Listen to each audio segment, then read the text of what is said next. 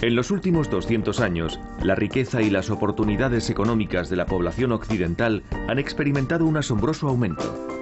Y sin embargo no se ha producido un cambio proporcional en nuestra felicidad. Pese a ser mucho más ricos que las generaciones que nos preceden, solemos estar mucho más preocupados que nuestros abuelos por la importancia social y los logros personales. He denominado a este estado de inquietud e insatisfacción moderno ansiedad por el estatus. En esta serie de documentales me propongo explicar de dónde creo que proviene, cómo afecta a nuestras vidas y qué creo que podemos hacer al respecto. La ansiedad por el estatus. Episodio 1. Si el hecho de que ser más ricos no nos haga sentirnos más felices y seguros nos resulta sorprendente, es porque no entendemos la psicología de la satisfacción. ¿Cuándo sentimos que tenemos suficiente? ¿Qué nos hace sentirnos prósperos y satisfechos? Fundamentalmente compararnos con los demás, pero no con personas muy alejadas de nosotros en el tiempo y el espacio. Nadie se va a sentir muy rico al saber que tiene una fortuna mayor que sus antepasados de la época medieval, que vivían en una choza de adobe. Solo nos sentimos satisfechos cuando nos comparamos con personas que son como nosotros, nuestros amigos, nuestros compañeros de trabajo o vecinos.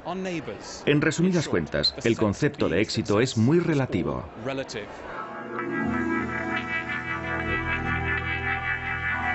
A nadie le preocupa la fortuna de la reina de Inglaterra o la de Bill Gates, pero es probable que nos moleste tremendamente que alguien que pensamos que es como nosotros se mude a una casa más grande o consiga un trabajo algo mejor que el nuestro. Envidiamos principalmente a quienes consideramos nuestros iguales. El mundo actual se basa en la idea de que todos somos esencialmente iguales, no necesariamente en lo económico, pero sí en derechos y oportunidades. Es una idea preciosa, pero tiene un efecto secundario muy desagradable. En un mundo en el que se consideraba que quienes estaban por encima pertenecían a una clase superior, uno no se sentía humillado por no tener algo. Podía detestar a quienes tenían más que él, pero no tenía por qué sentirse avergonzado ni preocupado. Pero en un mundo en el que supuestamente somos todos iguales y sin embargo existen tantas desigualdades, es difícil no asumir los logros de los demás como un reproche implícito por todo lo que uno no tiene o no ha conseguido. El lugar donde mejor puede entenderse todo esto es el país en el que surgió por primera vez la idea de igualdad hace unos 200 años, Estados Unidos. Jóvenes, preparados y hambrientos.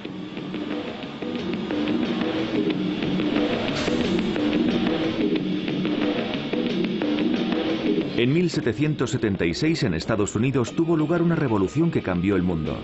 Ayúdanos a descubrir los secretos de nuestro sueño. La nueva democracia abolió las clases basadas en las jerarquías europeas.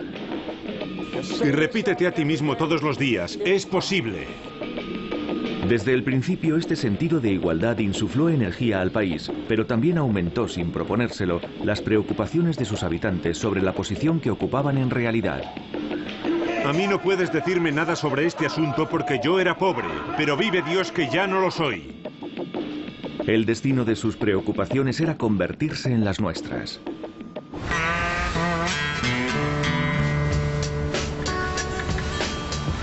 La persona que primero y quizá mejor comprendió el problema de la incipiente igualdad fue un joven aristócrata francés llamado Alexis de Tocqueville. En 1831 llegó a América con el objetivo de estudiar lo que él denominó la forma y el temperamento futuros del mundo.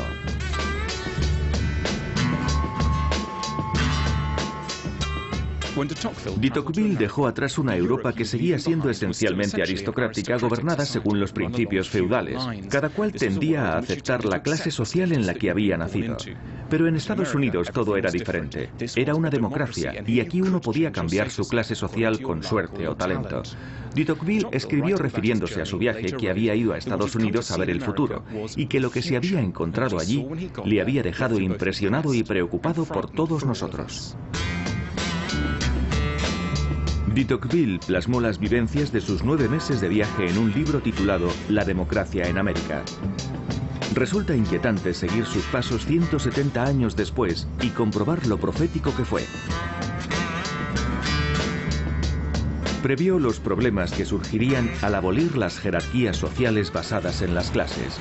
Ya no habría límite a aquello que podemos esperar legítimamente de la vida. A de Tocqueville le sorprendió mucho la riqueza de los estadounidenses corrientes y su nivel de vida, muy superior al de los europeos corrientes. Pero observó algo más, quizá más interesante, que por muy ricos que fueran, siempre deseaban más y sentían mucha envidia por cualquiera que tuviera algo que ellos no tenían.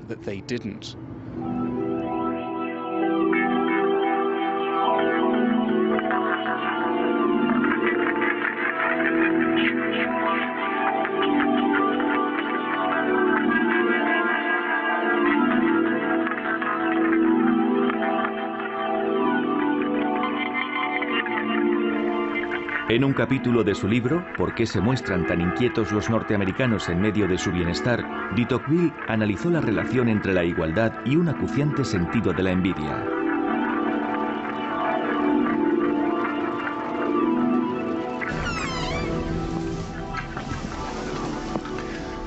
¿Dónde estamos? ¿Qué es esta casa? Este es el modelo Delaware. ¿En qué extremo de la gama lo situaría? Pues es un modelo muy popular. Y yo diría que esta casa es tirando a grande. Pero no es ni la casa más pequeña que tenemos, ni la más grande. ¿Y se entrega con todos estos muebles?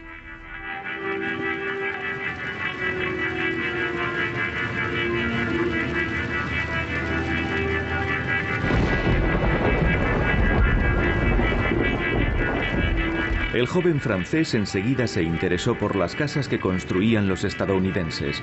A mí me sorprendió ver a lo largo de la costa varios palacetes de mármol blanco, algunos de estilos arquitectónicos antiguos. Cuando fui a inspeccionarlos más de cerca, descubrí que los muros eran de ladrillo enjabelgado y las columnas de madera pintada. En esta confusión de categorías, todo el mundo pretende parecer lo que no es. ¿Y este es el estilo colonial? Esta es una casa colonial de 2 pisos, bastante tradicional. ¿Eso es una columna dórica? Esos son columnas que ha puesto el decorador para embellecer la sala, en las que hemos puesto un espejo, también con fines ornamentales. Ya. De Tocqueville decía que cuando la desigualdad es la norma general, las mayores desigualdades no llaman la atención. Pero cuando todo está más o menos igualado, se aprecia incluso la variación más ínfima. Ese es el motivo de la extraña melancolía que a menudo atormenta a los ciudadanos de las sociedades democráticas rodeadas de abundancia y de la insatisfacción vital que a veces se apodera de ellos, incluso en situaciones de tranquilidad y desahogo. ¿Esto es piedra auténtica? Eso es una calidad que no viene de serie. Joanny Harley trabaja en la inmobiliaria Washington Homes. Su eslogan es "El sueño americano a precios asequibles". ¿Y esa pieza viene incluida? Sí. Ah, no, la que está sobre la puerta no. Eso es un detalle del decorador. Claro.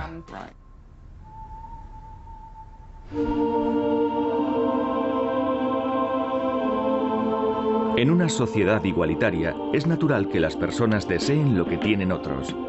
Desde 1970, el porcentaje de estadounidenses que consideran necesarios los artículos de esta tienda no ha parado de aumentar. Entonces el 3% pensaba que un segundo televisor era esencial. Hoy lo piensa el 75%. El incremento en los porcentajes relativos a otros artículos de los almacenes Best Buy es similar. Este paso implacable del lujo al mínimo indispensable para la dignidad, a la necesidad psicológica, era para de Tocqueville la razón por la que la mayor riqueza de los estadounidenses no los haría necesariamente más felices. El motivo era la eliminación de todas las barreras de las expectativas sociales. Allí, escribió de Tocqueville, no conocía ningún ciudadano realmente pobre que no mirase con esperanza y envidia los placeres de los ricos.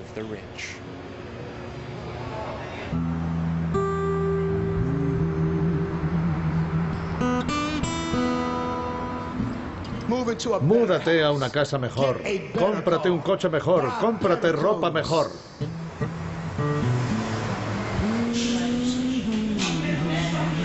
Según observó de Tocqueville, los ciudadanos pobres se comparaban con los ricos y tenían la esperanza de poder seguir sus pasos algún día. Mi hijo quiere ser como todos los demás. Si los demás llevan las zapatillas de Michael Jordan, él también las quiere. Y si yo le digo que no puedo comprárselas, ¿qué va a hacer el niño? Pues irá por ahí a atracar a alguien, a robar, a matar o lo que haga falta para conseguirlas.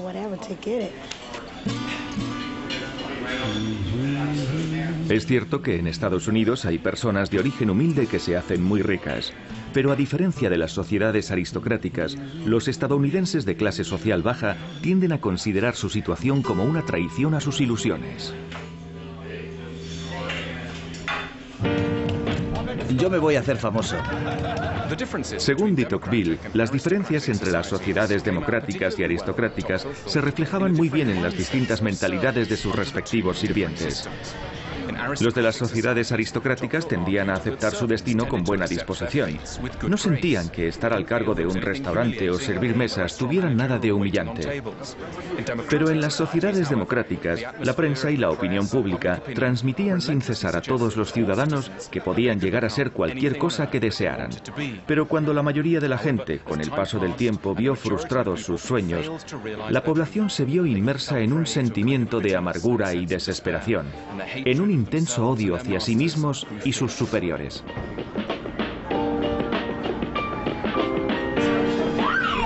Me reuní con Blaise Pugh en Freddy's, el restaurante en el que trabaja.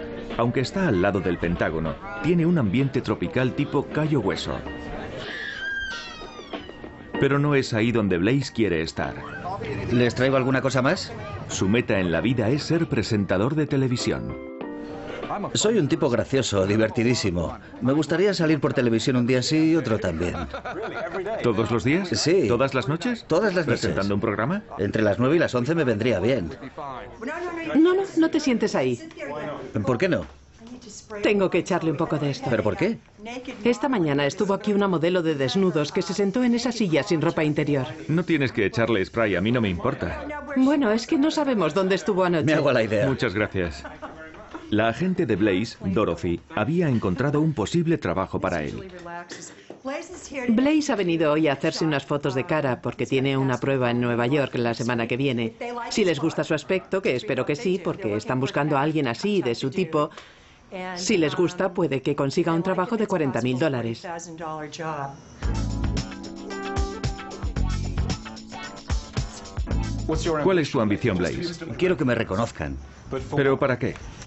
Pues por la fama. ¿Quieres ser famoso, pero no por nada en particular? Exacto. Busco la fama por la fama. Quiere ser famoso. ¿Y tú crees que es posible? Sin duda. ¿Conoces el programa Dateline? Pues lo eligieron personaje de la semana hace 8 años.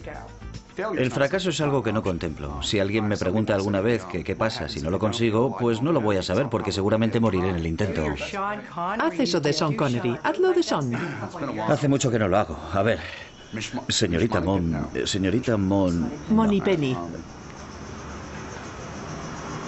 Ya.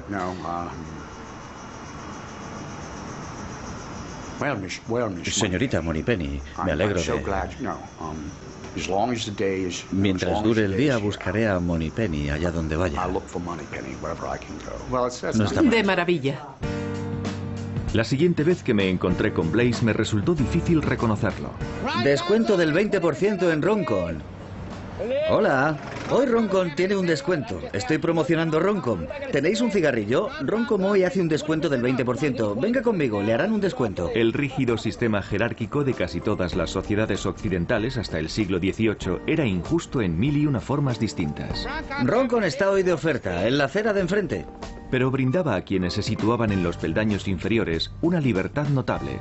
La libertad de no tener que comparar sus logros con los de muchas otras personas de éxito. Y sin tener que sentirse frustradas por ello. Roncon hoy está de rebajas. Pero alguna vez piensas, cuando te ves haciendo este tipo de trabajos, alguna vez piensas, no sé, a lo mejor debería aceptar que tal vez no llegue al siguiente nivel. No. Y quizá debería aceptar que el negocio de la hostelería es lo mío. Pero es que yo no debería estar aquí. ¿Pero alguna vez pierdes la esperanza? ¿Alguna vez te dices, debería aceptar que en realidad lo que soy es encargado de un restaurante, no soy Johnny Carson ni David Letterman? Es que no puedo porque sí que lo soy, solo que aún no lo sabe la gente. Todos nos parecemos a Blaise más de lo que nos gusta reconocer. ¡Hola!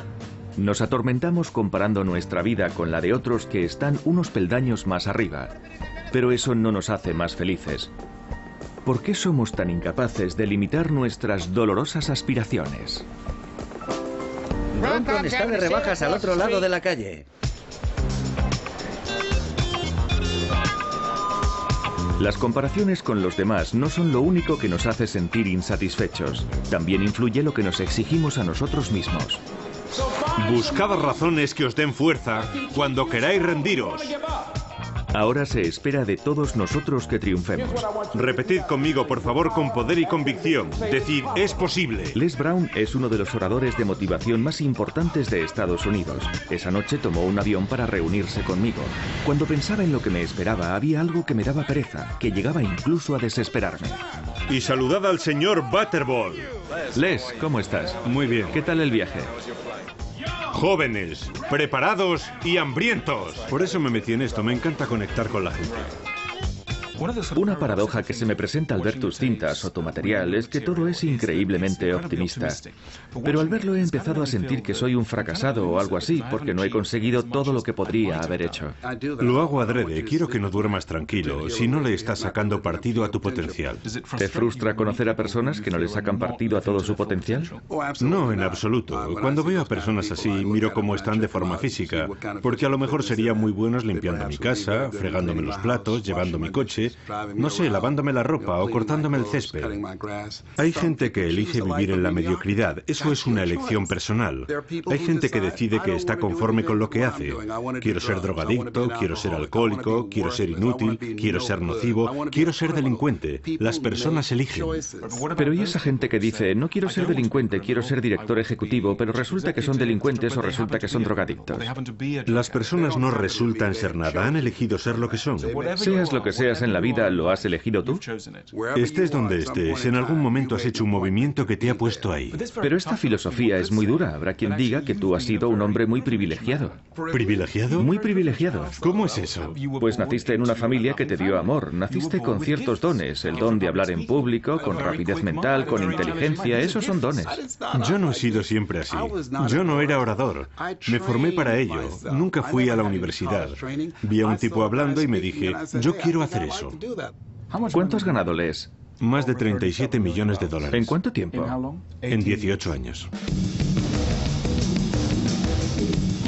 Tenéis que seguir trabajando vuestra faceta personal. Tenéis que trabajar vuestra faceta profesional. Tenéis que estar hambrientos. La sensación que me da Les es que es muy inspirador. Cuando has estado con él sientes realmente que es alguien que podría ayudarte en la vida a ganar millones. Pero todo esto sigue teniendo un trasfondo oscuro que te produce ansiedad porque piensas que deberías ser mucho más de lo que eres. Y en muchos sentidos, yo creo que la vida no es tan flexible como Les la pinta. Y creo que aquella antigua resignación con la condición de uno, evidentemente es muy negativa, se mire por donde se mire, pero también puede ser muy tranquilizadora. Ayuda a adaptarse a condiciones de la vida que pueden ser bastante duras e inmutables. Por eso creo que a veces es una gran ventaja adoptar un enfoque que te muestre la vida como si fuera esencialmente una broma cruel.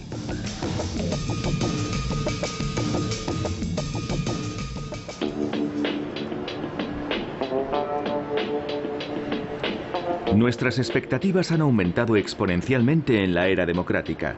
Un filósofo que reflexionó mucho sobre las consecuencias de este hecho, sobre la felicidad humana, fue Jean-Jacques Rousseau, un francés excéntrico y estridente pero inquietantemente persuasivo que vivió en el siglo XVIII.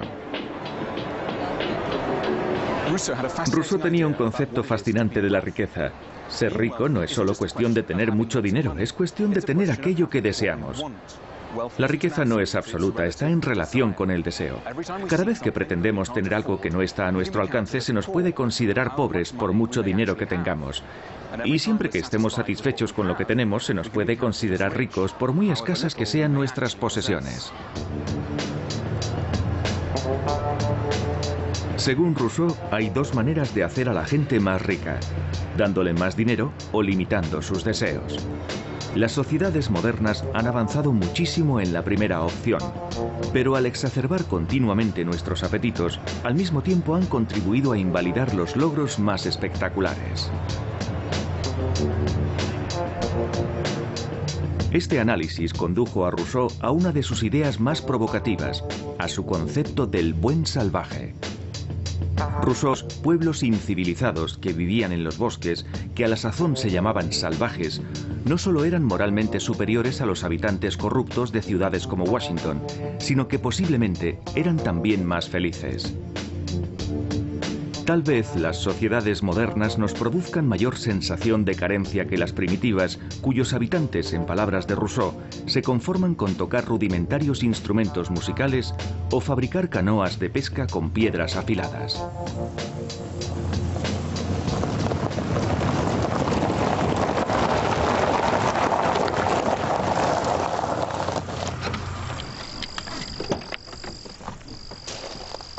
Creo que es fácil descartar las ideas de Rousseau por considerarlas una fantasía romántica, pero si en el 18 había tantas personas que se tomaban en serio estas ideas, es porque tenían ante sí un ejemplo claro de muchas de sus aparentes verdades encarnado en el destino de los indios norteamericanos.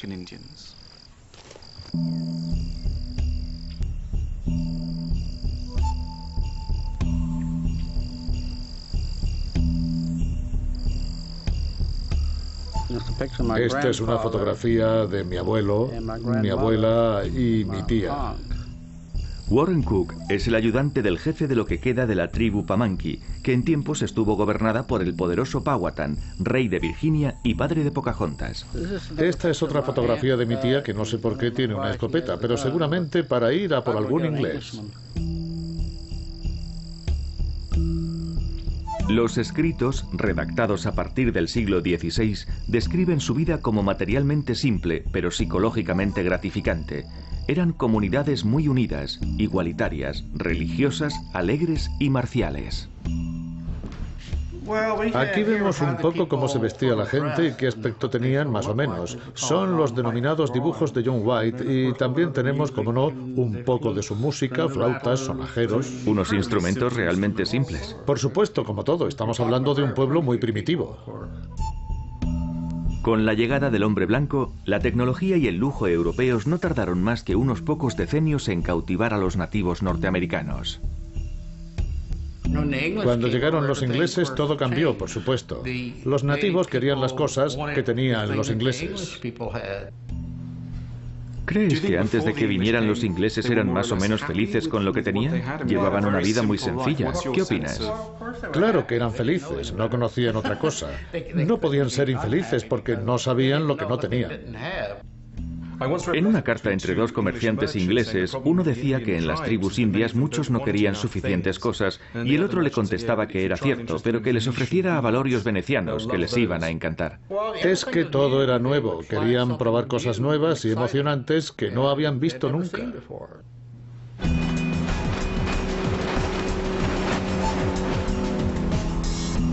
No parece que sus nuevas posesiones hicieran a los indios mucho más felices. Los índices de suicidio y alcoholismo se dispararon y las comunidades se fracturaron. Los jefes de las tribus le habrían dado la razón a Rousseau.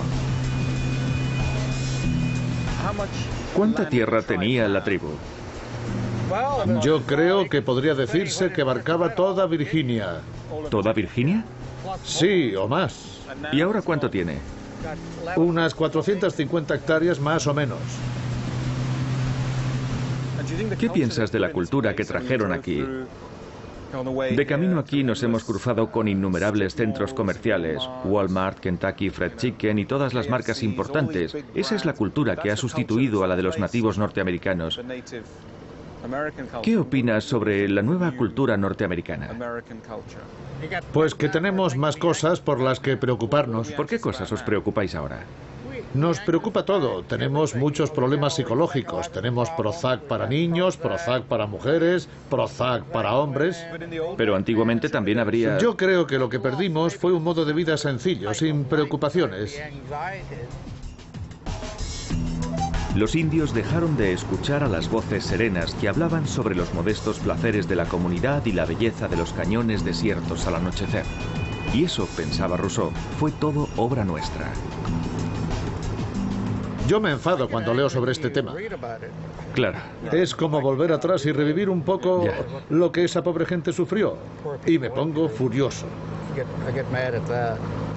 Ahora, cuando conoces a algún inglés, ¿te enfadas o le perdonas? ¿Tú eres inglés? Sí. Te lo pregunto con cierto nerviosismo. ¿Te apetece nadar? ¿Te gusta nadar? ¿Me vas a tirar al agua?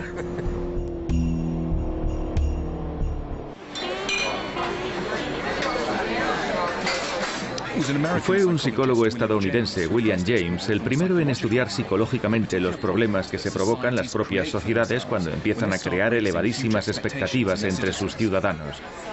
Y James escribió una teoría que ilustra esta dinámica tan fascinante que se genera entre las expectativas y la satisfacción.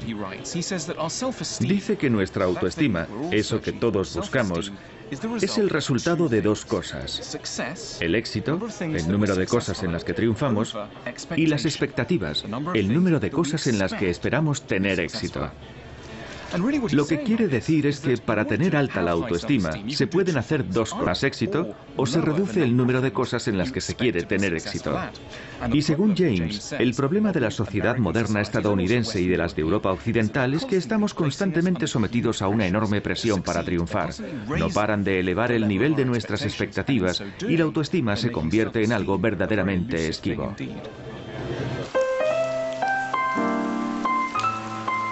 Al elevar nuestro nivel de expectativas, crece el riesgo de humillación. Y si fracasamos, ¿cuánta compasión podemos esperar de los demás cuando parece que el sistema se ha propuesto eliminar todas las excusas que pudiéramos tener para nuestros fracasos?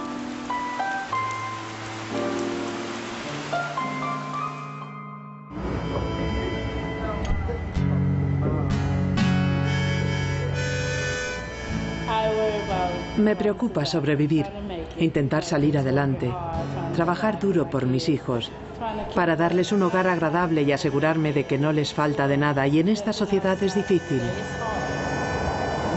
Múdate a una casa mejor, cómprate un coche mejor, cómprate ropa mejor, y cuando Dios haya terminado, pídele que te deje dar tu testimonio. Hay cosas que nunca tendré, como esas casas tan enormes que salen en televisión. Tenéis que decidir ser incansables. Decidir que no vais a rendiros. Tenéis que estar hambrientos. Si eres rico, eres rico. Si eres pobre, eres pobre. No hay nada que puedas hacer. Y si estás en el medio, tienes que luchar por quedarte donde estás, porque si no te acabas hundiendo. Dios está cansado de que su gente vaya por la vida como borregos. Él quiere que disfrutes de la vida. Me preocupa mi seguridad como joven negro. La mayoría de los jóvenes negros acaban en la cárcel, es horrible. Yo no quiero tener que preocuparme por eso, porque para mí eso no es vida. No es vida en absoluto. Mira, la única manera en la que a mí se me acercaría a una cámara sería saliendo del juzgado, ¿entiendes lo que te digo? O algo así. Estación de Hill Street, salida al monumento de la Guerra Civil. Las puertas están abriéndose. No hay ningún país que represente mejor el ideal meritocrático que los Estados Unidos. Nos dicen constantemente que es un país abierto en el que el éxito está al alcance de todo aquel que trabaje. Esta lucha continua puede alterar la tranquilidad mental de aquellas personas que, a efectos prácticos, son ricas, pero también ha cambiado su actitud hacia los pobres.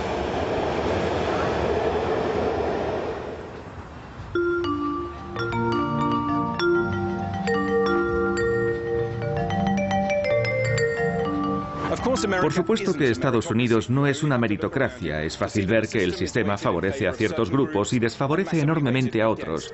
Un ejemplo claro es el problema racial. Pero los estadounidenses perciben que su sociedad sí es meritocrática. Y hay una lógica cruel en el concepto global de la meritocracia. Porque si uno cree que los que están arriba se merecen su éxito, uno tiene que creer que los que están en lo más bajo deben merecerse su fracaso.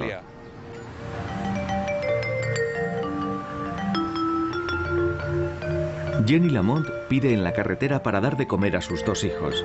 ¿Qué piensan cuando ven a gente como ella? ¿Piensan que han tenido mala suerte? ¿O tienden a creer que de alguna manera se lo habrán buscado? ¿O incluso que son unos fracasados? Creo que mucha gente de clase media y las personas que tienen dinero sí, me miran por encima del hombro. Los ricos que pasan suben la ventanilla o ni siquiera paran el coche cerca de mí, porque no quieren tener nada que ver conmigo. ¿Qué personas te ayudan más? Los mexicanos, las mujeres indias, muchas mujeres.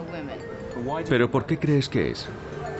Porque ellos también lo han pasado y saben que yo no estaría aquí si no lo necesitara. Muchísimas gracias, señora. Que Dios la bendiga. Gracias. Que tenga un buen día. Gracias. Mi marido y yo estuvimos juntos 26 años y hace poco que me quedé viuda. Yo era contable en una empresa pequeña.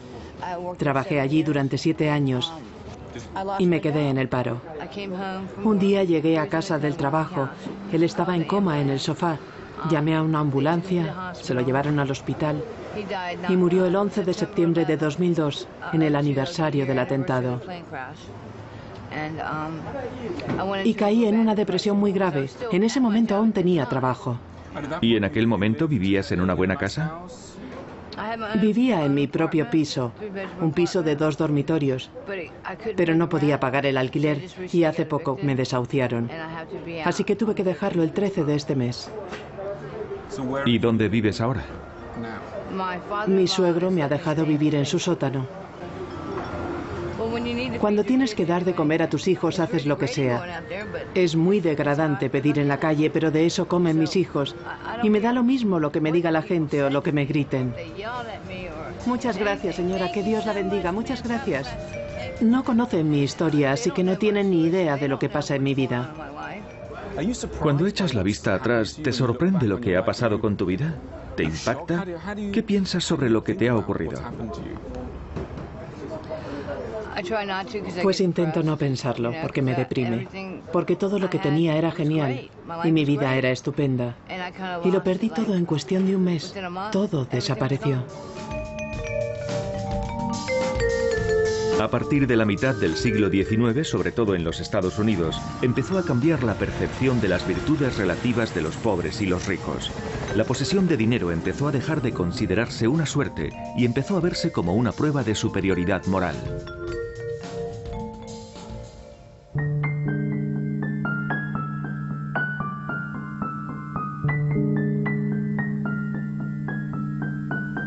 Me ponía un poco nervioso la idea de conocer a Grover Norquist. Es uno de los miembros más destacados del lobby neoconservador de Washington. Que no me pasen ninguna llamada. En su opinión, ¿cuáles son los conceptos fundamentales de la sociedad estadounidense y su economía? El origen está en que los Estados Unidos, desde el primer día, se fundaron sobre la base de que todo el mundo puede hacer lo que quiera. No importa quiénes sean tus padres ni lo que hayan hecho, cada uno es responsable de su futuro. Y no hay techo y tampoco hay suelo. Si quieres estar arriba, puedes estar arriba. Si quieres lograr grandes cosas, puedes hacerlo. Depende de ti. La responsabilidad del Estado es ofrecer una sociedad libre, abierta y justa, ejecutar a los asesinos y en lo demás dejar en paz a la gente.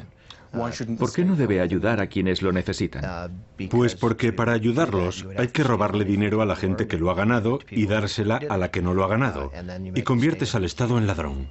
¿Y por qué es robar? ¿Coger dinero que no has ganado tú? Para... ¿Me perdonas un momento? Por favor. ¡Damon!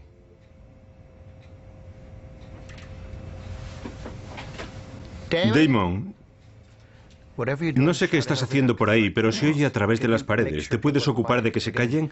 Estamos oyendo ruidos a un volumen que no es el de personas hablando. ¿Quiere decir que recaudar impuestos es robar? Todos los impuestos que no sean para cubrir las necesidades legítimas de impartir justicia son un robo, sin duda. Me da la impresión de que la sociedad norteamericana se siente mucho menos culpable con respecto a los desfavorecidos que la sociedad europea. ¿Cuál puede ser el motivo? Si alguien tiene propiedades y riqueza que a lo mejor no los ha ganado honradamente, porque es conde o duque, o las ha heredado de sus tataratatarabuelos que se la robaron a los normandos o a los sajones o algo así, entonces la riqueza en sentido estricto, la propiedad, es un robo. Y en Europa hay muchas propiedades que fueron robadas. En los Estados Unidos, donde hay tanta inmigración, es un poco difícil sostener que no se puede triunfar. Cuando ves a niños camboyanos de 5 años, salidos de campos de la muerte de Camboya, que se convierten en campeones de ortografía del país a los 12 años. O sea, que esa persona lo consigue y me estás diciendo que no puedes levantarte por la mañana y salir a trabajar porque la vida es injusta. ¿Cree que es más agradable ser pobre en Europa que en los Estados Unidos? ¿Más agradable? Pues no lo sé. A lo mejor es menos digno si el gobierno está dispuesto a hacer más cosas por ti. Recibir dinero sin trabajar destruye la dignidad humana y acaba destruyendo la libertad humana. Las personas se convierten en holgazanes que no tienen metas y se quedan por ahí, haciendo el vago. Es mucho mejor no tener nada que ver con eso. Yo no creo en el sueño americano. No me creo nada. No es más que palabrería. En Estados Unidos, por primera vez se hizo posible argumentar que el peldaño en el que se encontraba cada uno reflejaba con precisión sus auténticas aptitudes. Para conveniencia de los triunfadores, esto redujo la necesidad de ofrecer prestaciones sociales, de redistribuir la riqueza o simplemente de sentir compasión. Esta lógica avanza implacablemente, por lo que cada vez se oirán más fuerte voces como las de Grover. ¡Damon! Si alguien que ha triunfado en la vida porque tiene fama, dinero y respeto nos dijera que su éxito ha sido cuestión de suerte, creeríamos que está siendo demasiado modesto. De igual forma, si alguien que ha fracasado en la vida sin trabajo, dinero ni respeto nos dijera que ha sido culpa de la mala suerte, pensaríamos que está ocultando algo. Básicamente, la suerte ha dejado de ser una explicación verosímil de lo que les pasa a las personas en la vida. Los triunfadores se labran su suerte. Ese es el cruel mantra moderno.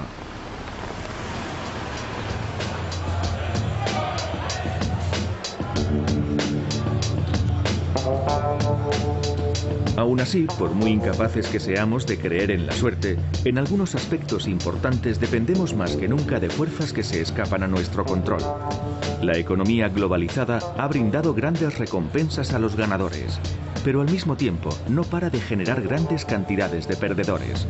En las sociedades tradicionales puede que el estatus elevado y el respeto que éste genera resultasen excesivamente difíciles de lograr, pero también eran gratamente difíciles de perder. Las sociedades modernas han intentado que el estatus dependa de los logros, fundamentalmente de los logros económicos. Pero el tipo de economía que han creado dichas sociedades no para de dificultar el camino.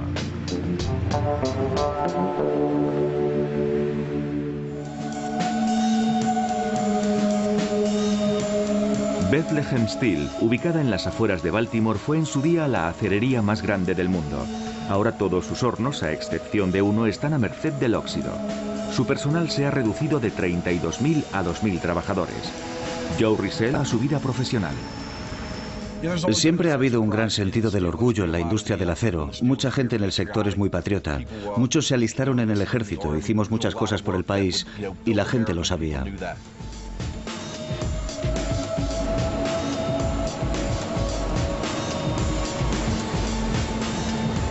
Yo creía que podría jubilarme aquí igual que mi padre. Ya vamos por la segunda generación. Mi padre trabajó en esta misma fundición. Ahora estamos en la cuerda floja. Hoy estamos aquí, pero a lo mejor mañana no estamos. No lo sabemos, hay mucha inseguridad. Para la mayoría, nuestro trabajo determina en gran medida la cantidad de respeto y atención que recibiremos. La mundialización de la economía hace que el trabajo sea más inestable, lo que abre una brecha que nos produce ansiedad entre lo que necesitamos y lo que nos dará el mundo. Hay una presión constante, porque no para de entrar al país acero importado, y eso hace que nuestro trabajo sea muy precario. No sabemos si nos va a durar, si vamos a poder llegar a la jubilación o si vamos a poder cobrar una pensión. Hacemos de todo para ser más productivos, y de hecho somos más productivos que nunca, pero parece que nunca es suficiente. ¿Todo esto te enfada o te pone triste? Estoy más enfadado que triste. Pero mi enfado es hacia la gente que dice que hay comercio libre y comercio justo, cuando yo sé que no es verdad. Lo que me pone triste es haber visto una industria que no tenía por qué haberse destruido, pero que ha ido destruyéndose con el tiempo porque el comercio se ha globalizado sin aplicar ningún tipo de plan. Simplemente se ha permitido que reine el caos.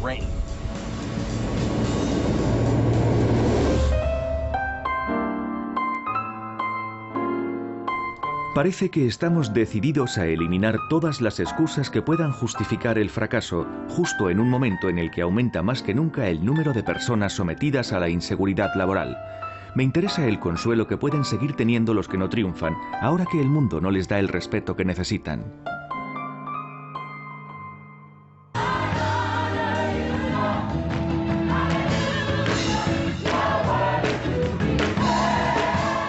Múdate a una casa mejor, cómprate un coche mejor, cómprate ropa mejor, y cuando Dios haya terminado, pídele que te deje dar tu testimonio. En el transcurso del siglo XIX, muchos pensadores cristianos, sobre todo en Estados Unidos, empezaron a cambiar su concepto del dinero y el éxito material. Cada vez hay más iglesias protestantes norteamericanas que, desviándose del pensamiento tradicional cristiano, sugieren que la riqueza podría ser un regalo que Dios da a los virtuosos. Toca a quien tengas al lado y di: haz del dinero tu amigo. Haz del dinero tu amigo. Gana todo el dinero que puedas. De Tocqueville también observó en Estados Unidos esta nueva tendencia del cristianismo a alinearse con los valores materialistas del resto de la cultura. Aquí la misión evangélica, decía, parece una iniciativa empresarial.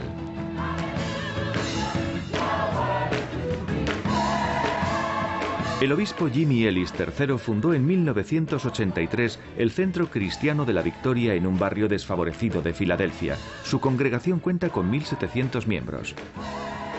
Tenemos que aprender a hacernos amigos del dinero. Sabes que Jesucristo, nuestro Señor, aunque era rico, tuvo la bondad de hacerse pobre por tu bien, para que tú, a través de su pobreza, puedas ser rico. Y no hablamos de riqueza espiritual, porque la gente enseguida la vuelve espiritual. No es espiritual. El capítulo entero trata sobre dinero. A ver si lo entiendo. Jesús se hizo pobre. Sí. ¿Para que nosotros podamos ser ricos? Así es. Domingo por la mañana en Levington, Suffolk, Inglaterra. La población de Occidente lleva siglos asistiendo a oficios como este. En ellos siempre se ha ofrecido el reconfortante recordatorio de que puede haber cosas más importantes en la vida que el estatus y el éxito. El hecho de que sigamos distinguiendo entre riqueza y virtud y le preguntemos a la gente si es buena en lugar de si es simplemente importante, se debe en gran medida a la impronta que el cristianismo ha dejado en la conciencia occidental. Por Jesucristo nuestro Señor, nuestro único mediador y abogado. Tomarse el cristianismo muy en serio se ha pasado de moda, al menos en el Reino Unido. Y quizá eso sea uno de los principales motivos de nuestra actual ansiedad por el estatus. Hemos perdido casi por completo el concepto cristiano de que no existe una conexión necesaria entre el valor de la persona y su estatus en el mundo. Para los cristianos, Jesús fue el hombre más elevado, aunque en la tierra no fue más que un humilde carpintero, lo que descarta cualquier relación simple entre el estatus de una persona y su posición en el cielo. Vale la pena reflexionar sobre el enorme consuelo que encerraba esa idea tan sencilla. A mí no puedes decirme nada sobre este asunto porque yo era pobre, pero vive Dios que ya no lo soy. No tenía cuenta en el banco, pero doy gracias a Dios porque lo seguí. Doy gracias a Dios porque sé lo que Dios puede hacer por ti si lo sigues y lo obedeces.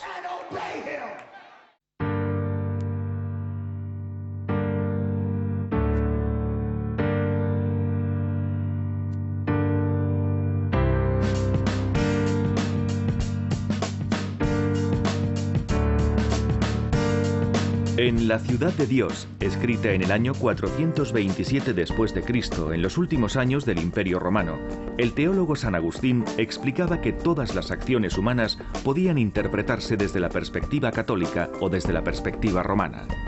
Las mismas cosas que tanto valoraban los romanos, como amasar fortuna, construir villas o ganar guerras, no servían para nada desde el prisma cristiano.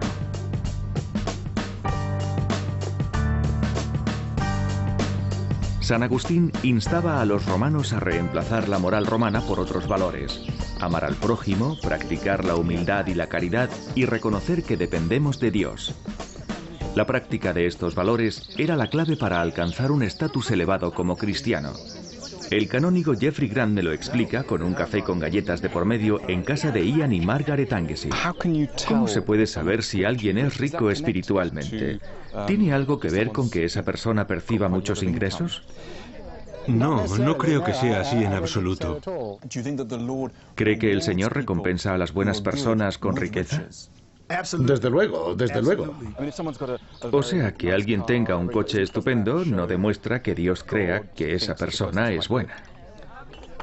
Yo creo que no. El ejemplo clásico es la Madre Teresa. Jesucristo vino para darnos abundancia, para que no tuviéramos que vivir en la pobreza y sufrir necesidad. Y eso es parte de la nueva alianza que nos legó. Es decir, que puede haber gente con poco dinero pero muy rica en virtudes. Rica espiritualmente, y eso se ve cuando vienen a la iglesia y hablas con ellos. Y ves que son pilares del pueblo y se pasan la vida entera cuidando de sus vecinos. Si viera a 100 personas ricas y a 100 personas pobres, si tuviera que elegir, ¿diría que el grupo de los ricos es el grupo más virtuoso? No solo rico, sino virtuoso. ¿Y que el grupo pobre tal vez, de alguna manera, sea más pecador?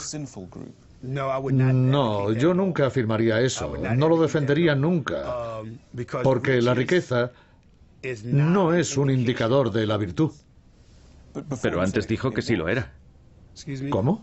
Antes dijo... No, dije que es una parte. Dejé muy claro que es una parte de las bendiciones de Dios. Pero no hace falta ser rico para ser virtuoso, porque hay muchas personas ricas que no son virtuosas y muchas personas pobres que tampoco lo son. Así que la riqueza en sí no representa la virtud. Entonces, ¿qué me diría en general sobre la riqueza? Es decir, ¿la riqueza es una señal de virtud o no lo es? ¿Qué diría si tuviera que generalizar? La riqueza es una consecuencia de caminar con Dios. Jeffrey, ¿cuál es su actitud hacia la riqueza con respecto a sí mismo? Mi coche, por ejemplo, tiene 16 años. ¿Por qué no se compra uno nuevo? Pues porque no me lo puedo permitir y prefiero tener un coche que ya conozco a comprarme uno de segunda mano. O sea que no importa mucho el coche que tengas. Pues no, con tal de que funcione y no me falle.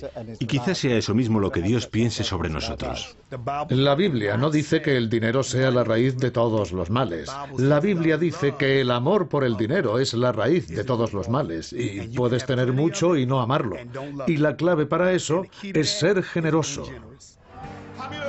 Creo que la bondad del Señor es inmensa. Amén. Él es mejor conmigo que yo mismo. Aleluya. Aleluya. Lo que más me ha sorprendido al escuchar al obispo Ellis aquí en Filadelfia ha sido darme cuenta de cómo se ha readaptado el cristianismo para encajar con el nuevo modelo norteamericano, con la idea del sueño americano.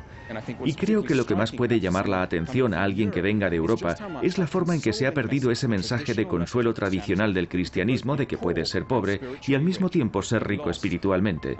Y esa lección me parece realmente turbadora.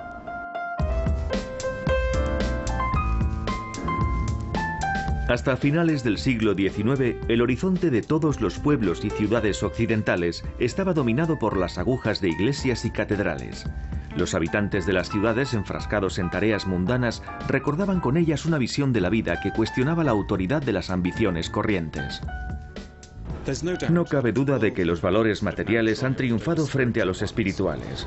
Y hay un aspecto de este declive de las creencias cristianas que influye especialmente en la ansiedad por el estatus. En los tiempos en los que uno podía creer que lo que le pasaba en la tierra era tan solo un breve preludio de lo que le pasaría en la siguiente vida, la presión por triunfar y sentirse realizado era inevitablemente menor. Pero en una época laica en la que cada vez se cree menos en la vida después de la muerte, la presión por triunfar en esta vida aumenta forzosamente. Lo que consigamos en esta vida, aquí y ahora, es todo lo que seremos. No es de extrañar que estemos ligeramente más preocupados. En el próximo episodio quiero enseñarles la manera en que nuestra ansiedad por el estatus y el éxito ha llegado a influir en muchos aspectos de nuestra vida cotidiana, en el trabajo, en nuestras relaciones, en la manera de educar a nuestros hijos y en prácticamente todo lo que compramos.